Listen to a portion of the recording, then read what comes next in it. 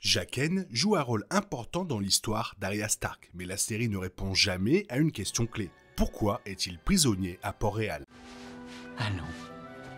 C'est l'heure de l'histoire, mon poulet au miel. On ouvre les petits volets. Cœur vaillant, œil sur la balle, on ne peut pas perdre.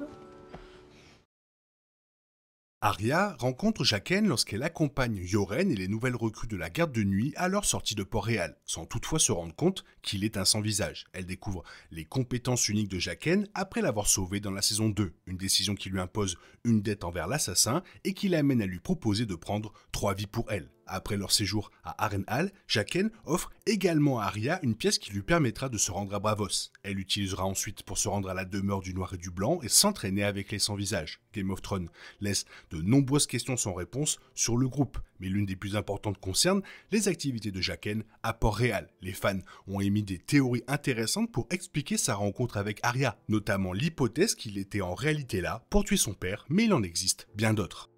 Robert Baratheon surveillait Daenerys et Viserys Targaryen dans la saison 1 de Game of Thrones et chargea Varys de faire tuer Daenerys. Leur tentative d'assassinat ayant échoué, il est possible que Varys ait engagé Jaqen pour se débarrasser de Daenerys. Cela pourrait expliquer sa présence à Port-Réal plutôt qu'à Braavos dans la saison 1. Toutefois, il est clair que quelque chose a mal tourné s'il a atterri dans les cellules noires et s'est finalement dirigé vers le nord, dans la direction opposée à celle de Daenerys. Étant donné la situation de Jaqen, cette théorie est l'une des plus faibles quant à ses activités à Port-Réal. Robert Baratheon a bien évoqué l'idée d'utiliser les Sans-Visages pour mener à bien cette mission, dans les lits du trône de fer. Le coût était apparemment trop élevé, mais il est possible que Varys ait repoussé Robert car il ne souhaitait pas la mort de Daenerys. Varys a joué plusieurs rôles dans Game of Thrones et ses désirs et objectifs contradictoires avec ceux de Robert pourraient avoir conduit à la situation de Jaqen.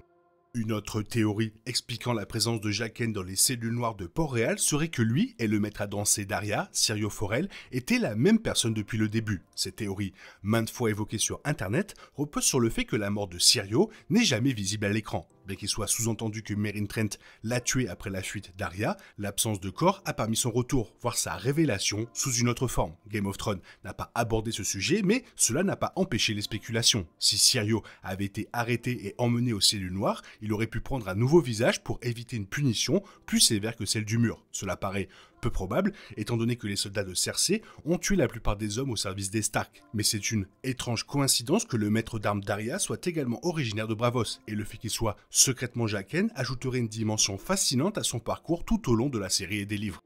Il serait plus logique que la cible de Jaqen se trouve dans les cellules noires de Port-Réal, mais il est possible qu'il ait été engagé pour tuer un membre de la garde de nuit. Cela expliquerait pourquoi il s'est laissé emprisonner et a voyagé avec Yoren. Comme le souligne une théorie, voyager avec Yoren et ses recrues aurait probablement été le moyen le plus sûr et le plus simple de rejoindre Château Noir sans se retrouver mêlé au combat sur la route royale. Il aurait été plus discret, arrivé en compagnie de tant d'autres. Une théorie avance même que quelqu'un aurait pu deviner que Jon Snow était un Targaryen et envoyer Jaqen à ses trousses. Mais c'est un élément que l'histoire aurait probablement évoqué plus tard. Et si voyager avec Yoren était peut-être le moyen le plus simple d'atteindre la garde de nuit, Jaqen n'avait pas forcément besoin d'être prisonnier. Il n'avait certainement pas besoin de prendre la place de l'un des criminels les plus dangereux de Port-Réal en se faisant transporter dans une cage.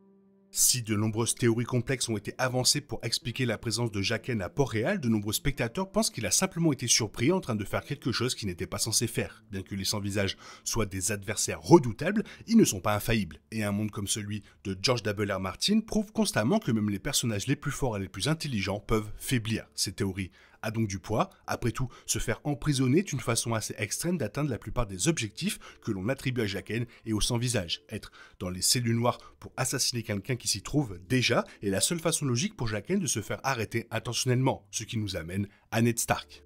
Donc, il existe plusieurs théories sur la présence de Jaqen à Port-Réal, mais la plus convaincante est que Littlefinger l'ait engagé pour tuer Ned Stark. Le fait que Ned Stark soit la cible de Jaqen expliquerait sa présence dans les cellules noires à la fin de la saison 1. C'est là que Ned est détenu jusqu'à sa condamnation et Jaqen devrait donc s'infiltrer dans les donjons pour le retrouver. Et à bien y réfléchir, Littlefinger a une bonne raison de vouloir la mort de Ned Stark. S'il est envoyé au mur, comme le souhaite Cersei Lannister, il pourra révéler sa trahison. Cela bouleverserait les plans de Littlefinger pour prendre le pouvoir dans le Val et le Nord, car les Stark restants serait au courant de sa trahison. Ned a le pouvoir de retourner de nombreux seigneurs et dames de Westeros contre Littlefinger. Il est donc dans son intérêt que Ned périsse après son arrestation. Personne ne sait que Joffrey va lui couper la tête, donc le seul moyen de garantir une telle fin serait d'engager un assassin. Littlefinger a également des liens familiaux et professionnels avec Braavos, mais une chose rend son implication avec Jaqen improbable.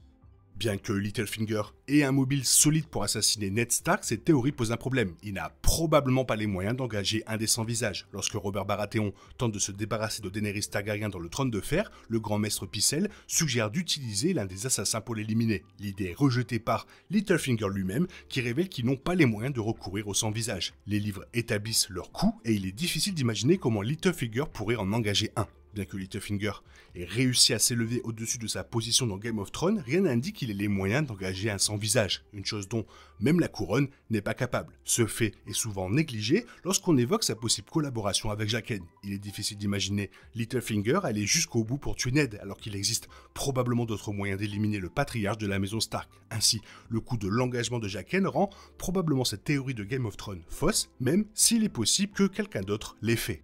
Bien que le prix des 100 visages semble réfuter la théorie selon laquelle Littlefinger en aurait engagé un, il est toujours possible que Ned ait été la cible de Jaqen. Littlefinger n'est pas le seul à vouloir la disparition de Ned, et des personnes plus riches pourraient avoir orchestré son assassinat. Cersei Lannister tente d'envoyer Ned au mur, mais il est possible qu'elle souhaite sa mort de manière plus subtile, ce que Joffrey rend impossible. Tywin Lannister pourrait également être responsable de la présence de Jaqen à Port-Réal, car il n'hésiterait pas à tuer les ennemis de sa famille. Étant donné que Littlefinger connaît le prix des 100 visages, il est également possible qu'il ait eu des relations d'affaires avec eux. Bien qu'il ne possède pas d'or, certains fans de Game of Thrones ont émis l'hypothèse que les 100 visages exigent un prix plus personnel de la part de ceux qui les engagent. Toutefois, les propos de Littlefinger suggèrent qu'il traite avec de l'or plutôt qu'avec des paiements plus obscurs. Et même s'il demandait quelque chose de plus significatif, Littlefinger aurait pu trouver un moyen plus simple de tuer Ned avant qu'il ne se rende au mur. Par conséquent, il n'a probablement rien à voir avec Jaqen. Le fait que Jaqen ait été engagé pour tuer Ned explique également sa présence dans la saison 1 de Game of Thrones, car il aurait dû infiltrer les cellules noires pour accéder à Ned après son arrestation. Il semble peu probable que l'assassin soit arrêté ou retenu contre son gré, même si l'une de ses cibles était emprisonnée à Port-Réal. Jaqen aurait pu être arrêté intentionnellement. La décision de Joffrey d'exécuter Ned aurait cependant annulé sa mission, le laissant potentiellement prisonnier jusqu'à ce que Arya l'aide à le libérer. Malheureusement, Game of Thrones n'explique jamais en détail sa mission initiale, ce qui laisse les téléspectateurs se demander de quoi il s'agissait. Et maintenant la question se pose, pour toi, pourquoi Jaqen était prisonnier à Port-Réal? Fais-le moi savoir dans la zone commentaire, sinon comme d'habitude, fais attention derrière toi, c'est un sans visage, bisous bisous, bye bye.